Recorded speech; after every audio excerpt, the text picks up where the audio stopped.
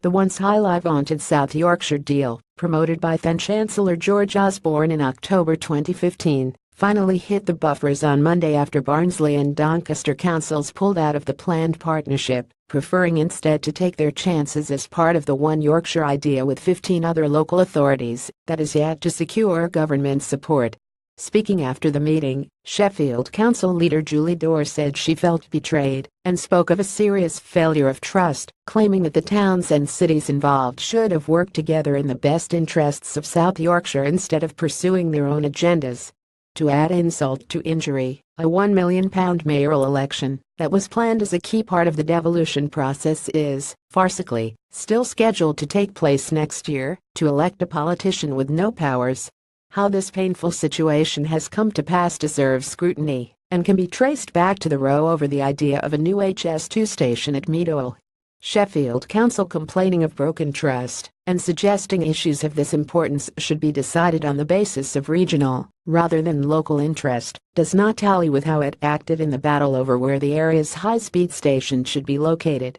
The hs2 fight also perhaps provides an explanation as to why Doncaster and Barnsley's leaders thought they would be better off rolling the dice on being part of One Yorkshire instead of being tied to their near neighbours for the next 3 decades. In January 2013, the government announced that a new hs2 station would be built at Meadowhall, close to the shopping centre to the north of Sheffield. It was intended there would be a 5-minute rail link to the city centre as part of the package. Then Deputy Prime Minister and Sheffield Hallam MP Nick Clegg hailed the announcement with a speech at Meadowhall describing hs2 as a way of healing this north-south divide that we have had in our economy for far too long. He said alternative plans for a station in the city centre would be too expensive, a view backed at the time by local business leaders who said that the Meadowhall option would be better for the whole region on balance. That was a view shared in Rotherham, Barnsley, and Doncaster, but Sheffield Council spearheaded a concerted campaign to get the station moved to the city centre on the grounds that the economic benefits would be far superior.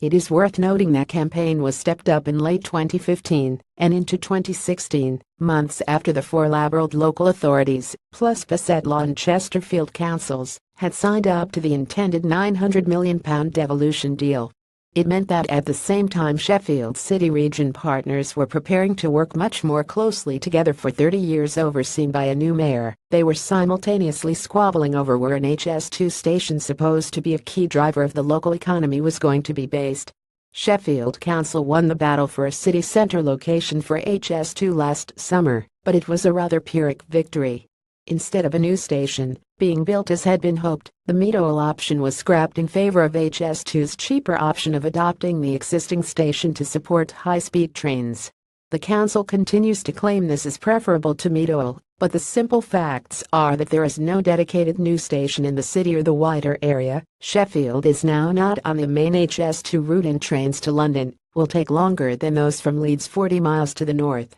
while running less frequently. hs2 boss Sir David Higgins subsequently revealed flooding problems meant a new station in the city centre was simply not viable without massive expenditure, prompting questions as to how realistic the idea ever truly was. Even worse for the rest of the region, the revised hs2 route passing through the Rotherham and Doncaster areas runs directly through previously unaffected homes, businesses, farmland and even a new housing estate, while those areas get none of the benefit of a local station. The inability to reach a united position on hs2 has cost South Yorkshire, and that row in turn laid the foundations for the collapse of the devolution deal. It means that South Yorkshire, an area listed in recent years as the 5th poorest in the whole of Northern Europe, will currently miss out on both a £900 million package of devolved powers over transport, planning and skills, supposed to bring thousands of new jobs to the region, and of hs2 station to call its own.